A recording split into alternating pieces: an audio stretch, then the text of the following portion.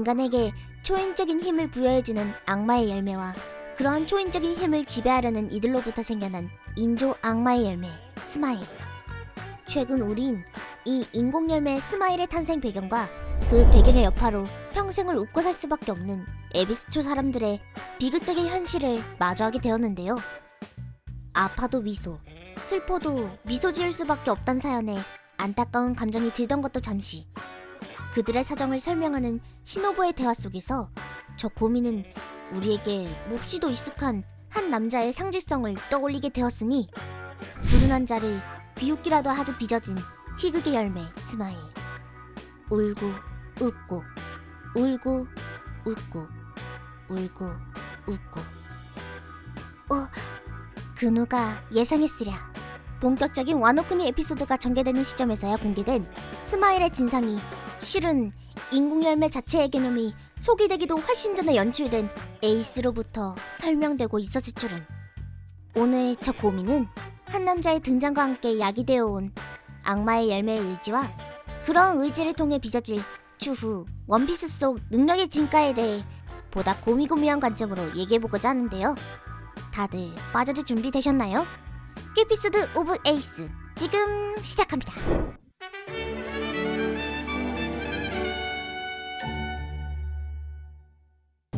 모두에게 충격으로 다가온 에이스의 사망 당시 제발 그를 살려내라는 팬들의 외침에 작가는 에이스의 죽음은 2000년도 초부터 이미 예정된 일이었으며 그가 맡게 될 모든 역할 또한 진즉 결정돼 있었다라는 말 또한 함께 덧붙여준 바 있는데요.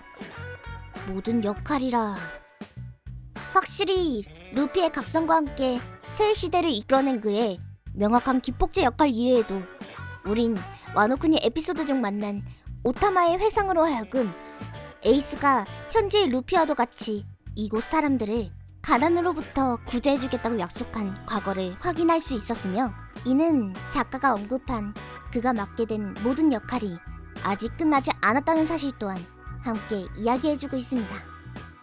최악의 전쟁이 발발하기 직전인 상황이니만큼 현재 와노쿠니 에피소드는 세계관 내 여러 강호들 간의 복잡 미묘한 관계로 얽혀있는데요.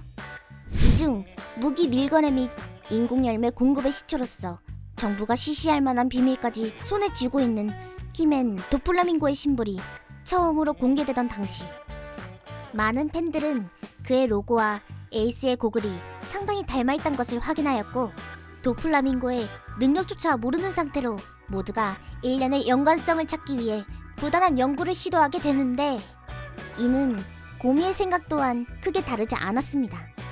복선 남기기를 극도로 좋아하는 작가 오다 H로이니만큼 구태여 둘 간의 비슷한 상징성을 부여해둔 데엔 분명한 이유가 있을 것이며 적어도 에이스는 도플라밍고 본인 혹은 도플라밍고가 구축해둔 상황과의 간접적 연관성을 띠고 있을 거라고 말이죠.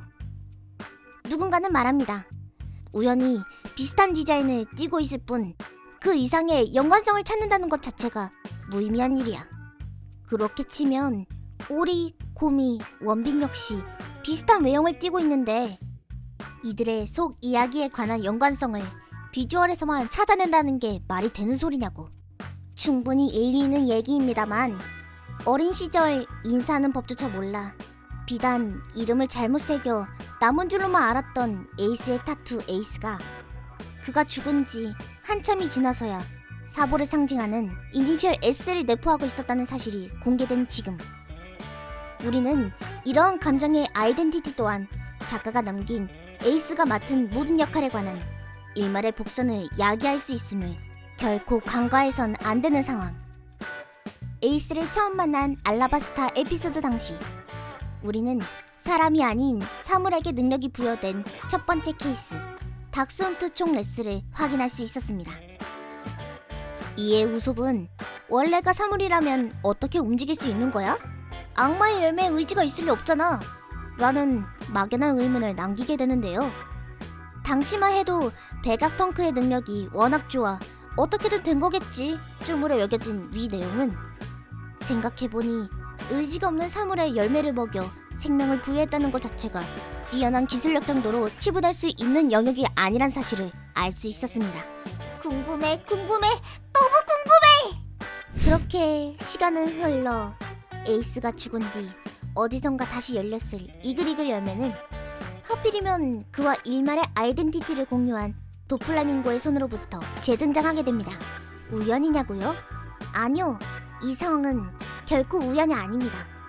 같은 타이밍에 소개된 악마의 열매의 순환 정보와 이로 인해 한참을 고민하던 루피 앞에 등장한 의형 사보의 기적과도 같은 등장은 이미 알라바스타 에피소드로부터 던져진 악마의 열매의 의지 복선에 관한 거대한 퍼즐 조각을 암시하고 있는 상황.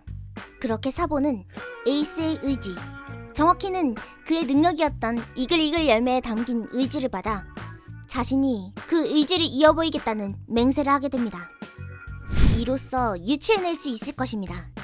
구체적으로 정의할 순 없지만 작가는 일찍이 이글이글 열매를 죽은 에이스의 의지를 담는 아이덴티티의 역할로서 설정해 두었으며, 이는 자연스레 모든 악마의 열매엔 저마다 의지가 있다는 우섭의 의문 또한 함께 방증해주고 있다는 사실을 말이죠. 그렇다면 궁금해집니다.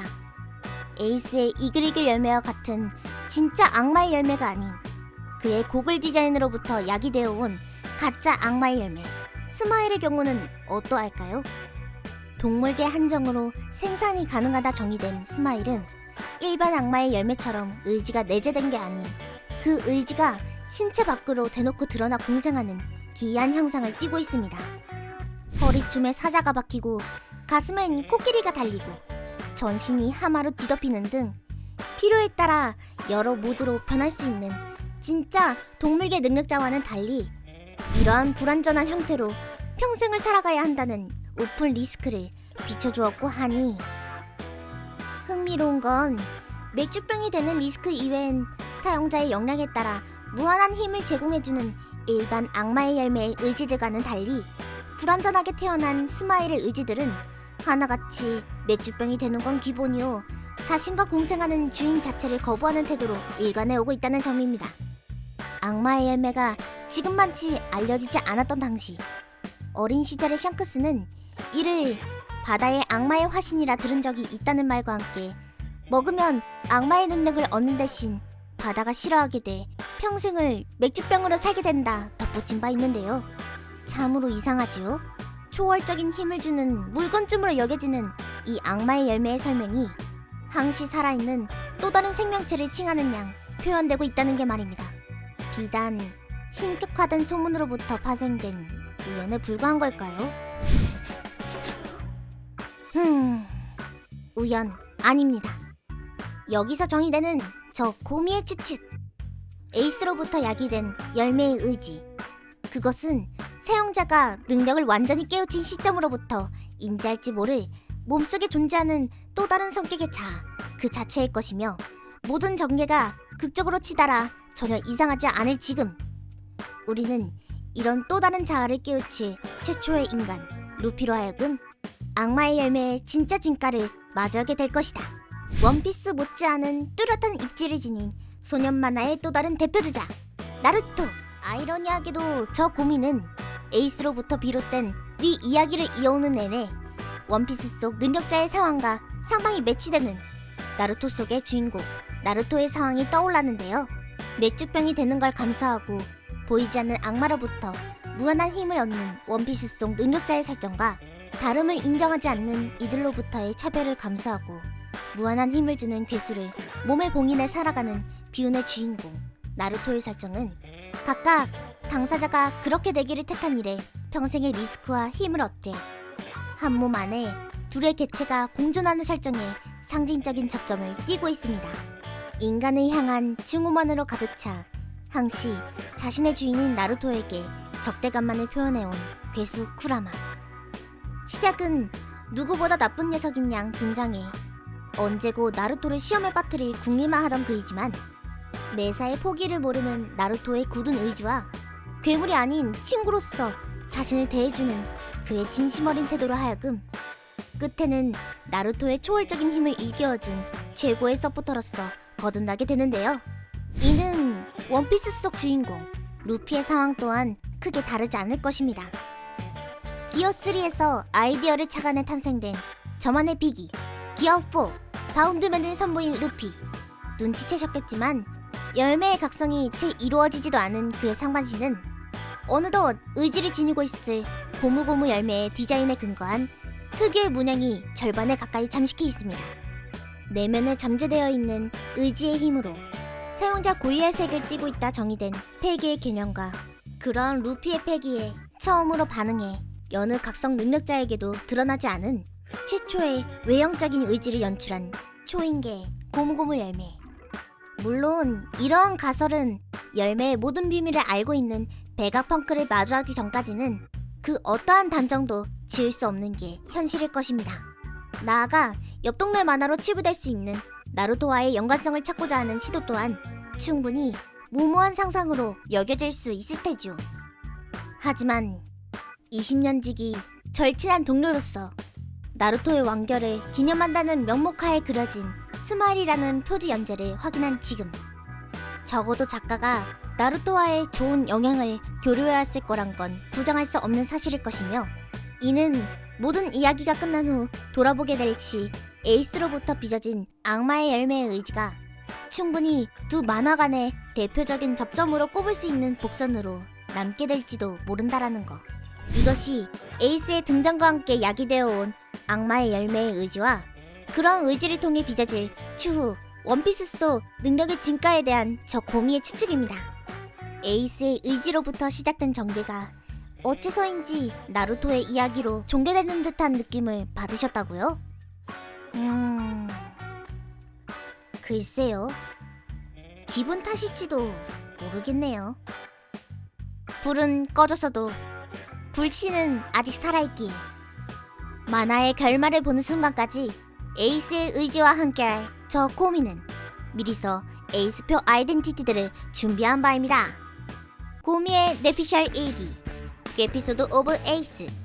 그는 신체 구석구석 새겨진 사소한 복선들로 하여금 누구도 예상하지 못한 커다란 사건들을 야기시킬 준비가 되어 있는 세계관 내 최고의 바디 예언가입니다.